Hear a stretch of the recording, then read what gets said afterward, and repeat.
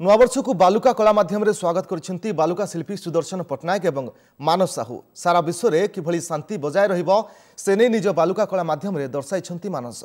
एने से बाली रे सप्तशଯ୍ୟା तैयारी करछंती सेपरी पद्मश्री सुदर्शन पट्टनायक परिवेश सुरक्षा वार्ता दे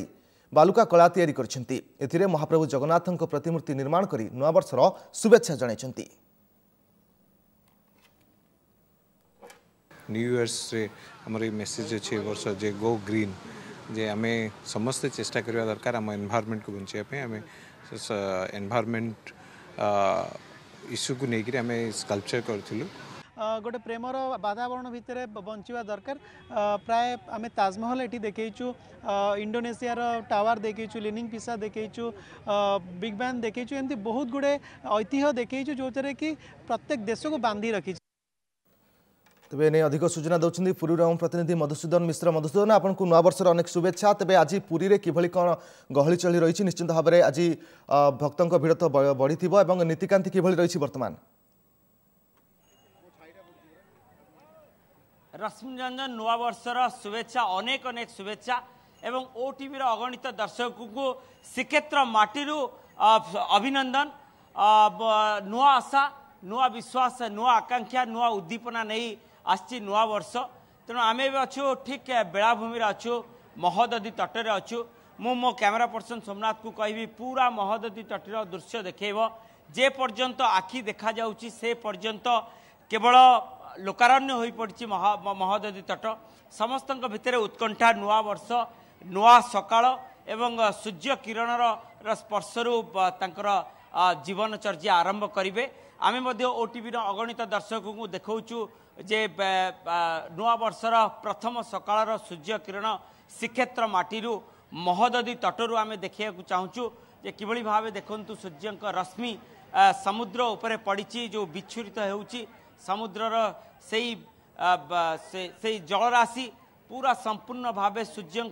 रश्मि रे पूरा उज्ज्वलित होउची ये होची प्रथम सकाळर प्रथम दृश्य ओटीवी रे आपण माने देखिया पाउचंती एवं आम सहित मध्य अनेक पर्यटक जोड़ी गले से प्रतिक्रिया जानिबा निश्चित कौन कहे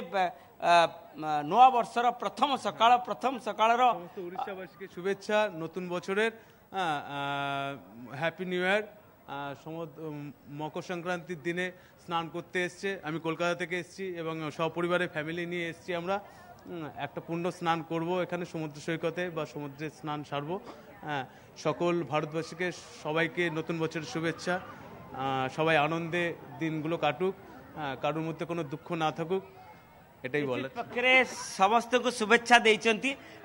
अब क्या कहेंगे नया साल पहला दिन आनंद करब मजा करब खावा दावा घुरबो एरकम एनजय कोनोदिन करिनी एसছি এর আগে অনেকবার কিন্তু এইরকম যে আনন্দ করব ভাবতে পারিনি। निश्चित अब क्या कहेंगे नया साल को সবাইকে হ্যাপি নিউ ইয়ার সবার ভালো কাটুক এই বছর আজকে সারা দিন সমুদ্রে স্নান করব এদিক ওদিক ঘুরব খুব এনজয় করব সবাইকে হ্যাপি নিউ ইয়ার। समस्त भितर गोटे उत्कंठा जे किभली भावे महोदधी रे जलसिंचन करिवे स्नान करिवे एवं महाप्रभु को दर्शन करिवे। आज जहाँ आम पाखे सूचना अच्छी रश्मि रंजन प्राय राति 12:50 समय रे महाप्रभु को द्वारा फिटा नीति अनुष्ठित होता बेहरण द्वार और जय विजय द्वार खोली एवं 1:40 समय महाप्रभुंर मंगल आरती शेष होता एवं मंगल आरती पर मईलम तड़प लगी अवकाश नीति पर पहली भोग नीति शेष हो जाइए गोपाल बल्लभ नीति शेष हो जाइए एवं आउ किछि समय पर सकाळ धूप अनुष्ठित हेब एवं सकाळ धूपरे महाप्रभु व्यंजन पाइबे महाप्रसाद मध्य भक्त माने पाई परिबे एवं तापरे भोगमंडप उठिबो एवं भोगमंडप उठिले समस्त भक्त माने महाप्रसाद पाइबार सुयोग पाइबे एवं आमे मध्य देखुचु जे मर्चिकोट छक पर्यंत लंबा धाड़ी लागिछि एवं विलंबित रात्ररू दर्शन आरंभ हो जाइछि लक्षाधिक संख्यार भक्त दर्शन कर सारे एवं दर्शन 22:05 दे समस्त भक्त माने 7:05 एवं नाट मंडप एवं नाट मंडपरू बाहर काठ निकट दर्शन करुचंती बेस श्रृंखलित दर्शन करुचंती। निजे श्रीमंदिर मुख्य प्रशासक प्रदीप्त कुमार महापात्र जिलापाल एसपी प्रत्यक्ष भावे मॉनिटरिंग करुचंती प्रत्येक जो दर्शन को किभली भाव श्रृंखलित करा आम सहित अनेक आहरी पर्यटक अच्छा कौन कहे मन भितर केते खुशी नुआ वर्ष को नहीं बहुत खुशी अच्छी आसिक बहुत भल लगुच नुआ वर्षर आउ जन अच्छा कौन कहबा नुआ वर्ष नुआ गोटे आशा नुआ विश्वास नहीं जीवन कटेबे आपण सर्वप्रथम ओटीवी को मु नूतन वर्षर अभिनंदन जनाऊँगी मु बाछाड़ पंचायत आमर सब भाई भौणी मैंने आसुँच जगन्नाथ दर्शन करूँ नुआ वर्ष मुझे कामना करुच्ची जगन्नाथ